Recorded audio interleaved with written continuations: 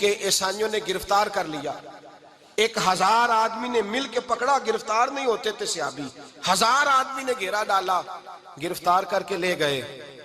اور جب بادشاہ کے سامنے گئے تو وزیر کہنے لگا بادشاہ بندہ بڑے کام کا ہے, اگر ہمارے قابو آ گیا تو فائدہ دے گا. صحابی ہیں حضرت عبداللہ بن حذافہ, حضرت فاروق اعظم کا زمانہ ہے, اگر قابو آ گیا تو فائدہ دے گا. بادشاہ کہنے لگا کیوں, کیا خوبی ہے؟ کہنے لگے ہم 1000 آدمی تھے, یہ اکیلا قابو نہیں آ رہا تھا, 1000 آدمی تھے, اگر ہماری فوج میں شامل ہو گیا تو بہت بڑا جرنیل ملے گا. بادشاہ کہنے لگا کوئی مسئلہ نہیں, 2-3 چیزیں ہوتی ہیں بندے کو خریدنے کے لیے, خرید لیتے ہیں. بادشاہ کہنے لگا عبداللہ جتنی دولت تجھے چاہیے میں تجھے دے دیتا ہوں, میرے لشکر میں آ جا, معاذ اللہ اسلام چھوڑ دے. حضرت عبداللہ بن حذافہ کیا فرماتے ہیں؟ فرماتے ہیں بڑا تو بیوقوف ہے, میں نے دولت کمانی ہوتی تو مدینے میں بیٹھ کے تجارت کرتا, میں دولت کمانے نہیں نکلا, میں تو رسول اللہ کی رضا کمانے کے لیے نکلا ہوا ہوں. دولت کمانی ہوتی تو کسی مارکیٹ میں ہوتا, میدان میں آنا تھا. شہادت ہے مطلوب مقصود مومن, نہ مال غنیمت نہ کشور کشائی. یہ دولت تو لونڈی ہے رسول اللہ کے دروازے کی, یہ تو پیچھے پیچھے پھرتی ہے نبی پاک کے غلاموں. یہ کمانی ہوتی تو میں کسی مارکیٹ میں ہوتا, میدان میں تھوڑا ہوتا. عبداللہ بن حذافہ سے دوسری چال چلی. کہنے لگے میاں عہدہ جو تجھے چاہیے, میں بادشاہ ہوں, میرے نیچے جو عہدہ تو کہے گا وہ تجھے مل جائے گا. حضرت عبداللہ بن حذافہ کہنے لگے شاید تجھے پتا نہیں میری تعریف کیا ہے, شاید تو جانتا نہیں میری تعریف کیا ہے. کہا صاحب کی کیا تعریف ہے؟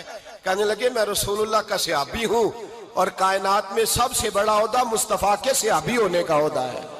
صحابہ وہ صحابہ تھے جن کی ہر صبح عید ہوتی تھی, خدا کا قرب حاصل تھا, نبی کی دید ہوتی تھی. فرمایا میں نے حضور کے جلوے دیکھے ہوئے ہیں, مجھے عہدے کی ضرورت ہی نہیں, اور میں نے عہدہ لینا ہوتا تو میں سیاست کرتا, میں تو شہادت لینے نکلا ہوں میدان میں, عہدے کا میں نے کیا کرنا ہے. اب بادشاہ کہنے لگا اسے قتل کر دو. وزیر کہنے لگا نہیں, ایک بات اور ہے, مجھے ایک چال اور چلنے دو. کہا وہ کیا؟ کہنے لگے میری بیٹی بڑی خوبصورت ہے, مجھے موقع دو اپنی ہی بیٹی کو سجا بنا کے. وہ جوان جس کی جوانی اتنی بڑی ہے کہ 1000 آدمی مقابلے میں کھڑا نہیں ہوتا, اس جوان کے کمرے میں رات کی تنہائی میں بنا سوار کے بی بی کو بھیجا. وہ بی بی کہتی ہے میں ساری رات بن سور کے اس صحابی کے کمرے میں بیٹھی رہی, لیکن یہ کیا شخص تھا, ساری رات ہی مصلے پہ بیٹھا رہا, ساری رات ہی. کچھ دیر تھک جاتا تو یہ کریم رسول پہ درود پڑھنا شروع کر دیتا. بی بی کہتی ہے سحری ہو گئی تو میں نے چھو کے دیکھا کہ انسان ہے کہ جن ہے, یہ بندہ ہے کہ فرشتہ ہے, چھو کے دیکھا. کہنے لگے پیچھے ہٹ جا. میں نے کہا میں نے تو سنا تھا تو 1000 کے مقابلے میں ہے, اور تو اتنا بے حس ہے کہ بنی سوری دلہن بیٹھی ہے, تو نے نظر نہیں کی. عبداللہ بن حذافہ, بی بی کہتی ہے نظر پھر نہیں اٹھائی, نظر پھر جھکی ہوئی ہے. کہنے لگے بی بی میں مجبور ہوں, اب میرے اوپر کوئی حسن نہیں چلتا, میں نے جلوائے والضحیٰ کا دیدار کیا ہوا ہے, اب میری نگاہوں میں جچتا نہیں کوئی, اس لیے کہ جیسے میرے سرکار ہے ایسا نہیں کوئی. کہا بی بی اب نہیں کسی کا میرے اوپر جادو چلتا, میں نے مصطفیٰ کو. اور کہا ذرا پیچھے ہٹ کے بیٹھ, مجھے میرے رسول نے غیر محرم سے بچنے کا حکم دیا ہے, ذرا پیچھے ہٹ کے بیٹھ. سحری کا وقت تھا. وہ بی بی کہتی ہے اس نوجوان کے جملے میرا سینہ چیر گئے, کلیجہ پھٹ گیا, چیخ نکلی, میں کفر کے عالم میں روئی. میں نے کہا مجھے بتا تو صحیح, آخر یہ جذبہ کہاں سے ملتا ہے, آخر یہ روشنی تو میں نے دیکھی نہیں, کہاں سے آتی ہے. ایک میرا باپ ہے جو بنا سور کے مجھے تیرے کمرے میں چھوڑ گیا, بتلا یہ کہاں سے کیف آتے ہیں. تو عبداللہ بن حذافہ کہنے لگے اگر کیف لینا ہے تو بھی میرے مصطفیٰ کا کلمہ پڑھ جا, آجا دروازہ رسول پہ جھک جا, مل جائے گا. سویرے دروازے پہ باپ آیا بیٹی سے رزلٹ لینے, دروازہ کھولا تو بیٹی نقاب پہنے باہر آئی. باپ کہنے لگا کیا بنا؟ کہنے لگی پیچھے ہٹ جا, تو غیر محرم ہے, کافر ہے, میں مسلمان ہوں. اس نے کہا کیا ہوا؟ کہنے لگی تیرے جیسے کو باپ کہوں, تیرے جیسے کو جو مجھے استعمال کر رہا تھا. میں تجھے باپ نہیں مانتی, میں اب رسول والی ہو گئی ہوں, میں حضرت فاطمہ کی کنیزہ ہو گئی ہوں, میں اب نبی کریم کی خادمہ ہوں, خبردار میرے قریب نہ آنا. یہ دعو بھی ناکام ہوا. اب حضرت عبداللہ بن حذافہ کے سامنے موت کھڑی کی, ایک کڑا میں تیل گرم کیا, کہنے لگے تجھے اس میں جلایا جائے گا. حضرت عبداللہ بن حذافہ رضی اللہ تعالیٰ عنہ جب جلنے کے قریب ہوئے تو رونے لگے. روم کا بادشاہ کہنے لگا شاید ڈر گیا ہے. کہنے لگے اب سمجھ آئی ہے, اب تجھے پتا چلا ہے, چلا آ جا. حضرت عبداللہ بن حذافہ کہنے لگے تو کافر ہے, تیری کافروں والی سوچ ہے. اس لیے نہیں رویا کہ موت سے ڈر گیا ہوں, میں تو اس لیے رویا ہوں کہ ایک جان ہے وہ نبی پاک پہ قربان ہو رہی ہے. کاش رب مجھے 1000 جان دیتا, میں ساری مصطفیٰ پہ قربان کر دیتا. فاضل بریلوی فرماتے ہیں کروں تیرے نام پہ جاں فدا, نہ بس ایک جاں 2 جہاں فدا, اور میرا 2 جہاں سے بھی نہیں جی بھرا, میں کروں کیا کہ کروڑوں جہاں نہیں. اور میاں صاحب فرماتے ہیں وہ کچا رنگ للاری والا جیڑا چڑھدا لیندا رہندا, اے عشق تیرے دا رنگ محمد چڑھ جائے پھر نہیں لیندا.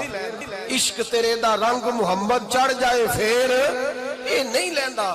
میرے بھائی وہ روم کا بادشاہ کہنے لگا دنیا میں نے بھی بڑی دیکھی ہے, پر جیسے پاک صاف مصطفیٰ کے غلام دیکھے ایسا میں نے کوئی نہیں دیکھا. او بھائیو, نظر پاک ہو, روح پاک ہو, مزاج پاک ہو, پھر انسان بڑے بڑے کام کرتا ہے, پھر وہ مہمات کو سر کرتا ہے, پھر وہ صرف ایک گھر کے لیے نہیں وہ ملت کے لیے فائدہ مند ہوتا ہے, پھر وہ گھرانوں کو لے کر چلتا ہے, پھر وہ بڑے بڑے معاشرے تشکیل دیتا ہے. میرے رسول کریم صلی اللہ علیہ وسلم نے پاک صاف ذہن کے لوگ تیار کیے. حضرت مرثد فرماتے ہیں میں ایک عورت پہ عاشق تھا, جب کلمہ پڑھا نبی پاک نے میری پشت پہ ہاتھ پھیرا, میں نے کہا حضور کوئی نصیحت؟ نبی پاک نے فرمایا نظر کو پاک رکھنا. آپ فرماتے ہیں عورتیں میرے پیچھے بھاگا کرتی تھیں اور مجھے کہا کرتی تھی اب تو دیکھتا کیوں نہیں؟ تو میں نے کہا پتا مجھے بھی نہیں, مصطفیٰ کی ایک نظر ہوئی ہے, رب نے سارے محل کو چہل دور فرما دیے, سارا کچھ ہی بدل گیا. ملت کے جوانوں یاد رکھو اس بات کو, یہ پاکیزگی, یہ نظر, یہ پاکیزگی, یہ مزاج, یہ انسان سے بڑے کام کرا لیتی ہے. اور اگر تیری نظر ناپاک رہتی ہے پھر تو کچھ نہیں کر سکتا, پھر تیری زندگی ایک ایسے قید خانے میں قید ہو گئی ہے جو تجھے 2 قدم بھی نہیں چلنے دے گی. سب سے پہلے مزاج کی پاکیزگی, اور دوسرا اصلاح معاشرہ کے لیے اہم درس یہ ہے اپنے آپ کو پاک صاف رکھیں, ذہنی طور پر, نظریاتی طور پر. اور دوسرا درس یہ ہے میرے بھائی ظلم اور زیادتی سے بچیں, پاک صاف رہ کے وقت شروع کریں, اور کسی جگہ بھی کوئی زیادتی, کوئی ظلم. میرے نبی کریم صلی اللہ علیہ وسلم کے مزاج کو اگر آپ دیکھیں گے نا, ہمارے معاشرے میں آج سب سے زیادہ زیادتی پتہ کون سی ہوتی ہے؟ لوگ عزتیں پامال کرتے ہیں, بدگمانیاں کرتے ہیں. ابو جہل یہ کام کرتا تھا کہ وہ نبی پاک صلی اللہ علیہ وسلم پر, صحابہ پر معاذ اللہ شخصی اعتراضات کرتا تھا, شخصی. عزیزو, جب آدمی کا کسی سے اختلاف ہوتا ہے نا, یا کسی کو پسند نہیں کرتا, یا کسی کو ریجیکٹ کرنا چاہتا ہے, تو شخصی اعتراضات کرتا ہے, نیچے اترتا ہے, کمزور بات کرتا ہے, چھوٹی بات کرتا ہے. اور ہمارے زمانے میں تو یہ کام حسد کی وجہ سے ہوتا ہے. بڑے بڑے جماعتیں ٹوٹ جاتی ہیں, ملتوں کا شرازہ بکھر جاتا ہے, لیکن لوگ اپنی اس حرکت سے باز نہیں آتے, ساری زندگی ذاتی اور نجی اعتراضات کرتے رہے. ابو جہل کے اندر ہزاروں عیب پائے جاتے تھے, شرابی بھی تھا, بدکار بھی تھا, بے حیا بھی تھا, ظالم بھی تھا.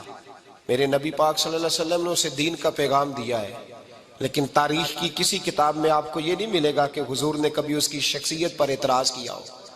یہ فرمایا ہے کہ بڑا فرعون ہے اس امت کا, لیکن نیچے اتر کر کبھی اس کی ذاتی اور شخصی زندگی پر کوئی زیادتی صحابہ کی طرف سے اور نبی پاک کی طرف سے. بہت بڑی بات سمجھا رہا ہوں, اگر آپ کی سمجھ میں آئے تو. ہم ذاتیات پر اترتے, ذات پر اتر کر زیادتی کرتے, ذات پر. ہمارا اب ظلم نجی سطح سے شروع ہو رہا ہے اور پوری ملت کو لپیٹ میں لے رہا ہے, پوری ملت کو. چھوٹی چھوٹی زیادتی ہیں جو پورے معاشرے کو اپنی لپیٹ میں لیتی ہیں. میرے نبی کریم علیہ السلام نے جو دین ہمیں دیا ہے وہ خیر خواہی کا مذہب ہے, وہ بھلا کرنے کا مذہب ہے, وہ کام آنے کا مذہب ہے, وہ ظلم سے بچنے کا مذہب ہے. میرے نبی پاک نے فرمایا ظلم سے بچ جانا, قیامت کے اندھیروں میں جو بڑا اندھیرا ہوگا وہ ظلم ہوگا. اصلاح معاشرہ کانفرنس کا پہلا سبق میں نے عرض کیا کہ نظر کو, ذہن کو, سوچ کو پاک رکھیں.